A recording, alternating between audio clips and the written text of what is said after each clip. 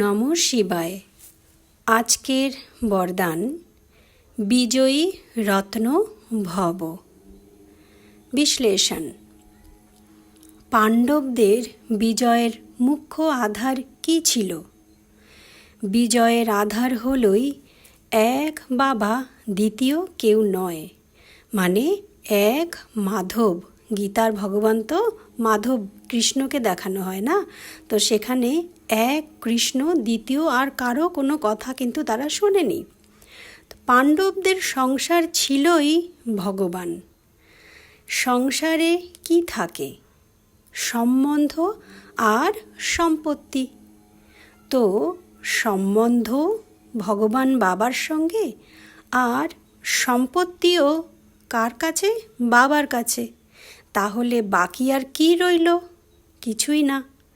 তো পাণ্ডবদের প্রথম থেকেই নিশ্চয় ছিল যে জিত আমাদেরই হবে, কারণ সর্বশক্তিমান ভগবান সাথী হয়ে রয়েছে। তো পাণ্ডব অর্থাৎ সদা বিজয়ী। তো আজকে বরদানে আমরা কি বুঝলাম? অনেক সময়তেই অনেক ব্যাপারেই আমরা হেরে যাই, আমাদের বিজয় হয় না।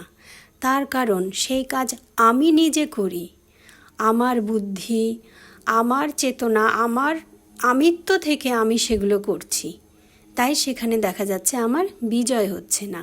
হ্যাঁ, কখনো যে হয় না তা না, হয়ও আবার বটে, কিন্তু এখানে এখন আমাদের সাথী হয়ে আছে যখন ভগবান, বাবা বোঝাচ্ছে যে সারাক্ষণ ঠিক পাণ্ডবদের মতো আমাদের বাবার গাইডেন্স নিয়ে চলতে হবে।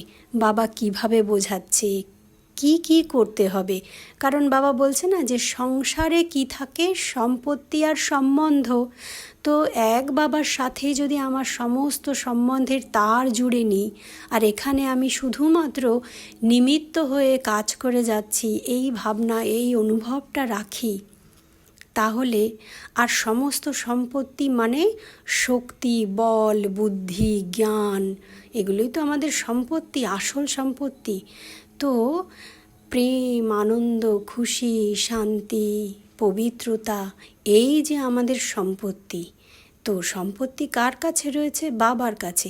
তো বাবার সঙ্গে সম্বন্ধ জুড়ে আমি চলছি এখানে নিমিত্ত হয়ে, আর সমস্ত সময় আমার যা যা প্রয়োজন হচ্ছে আমি কোথার থেকে নিচ্ছি? বাবার কাছ থেকে নিয়ে ওইটা আমার স্মরণে যাতে থাকে, বাবার থেকে আমি নিচ্ছি, আর এখানে সেগুলো নিয়ে আমি কাজ করছি, কার্য ব্যবহারে আমি ব্যবহার করছি। তো এই ভাবনা নিয়ে যখনই আমরা কোনো কাজ করব, বাবা বলছে বিজয় তোমাদের নিশ্চিত হবেই হবে, কারণ পাণ্ডবদের সদা বিজয় হয়েই থাকে। ওম নমঃ শিবায়।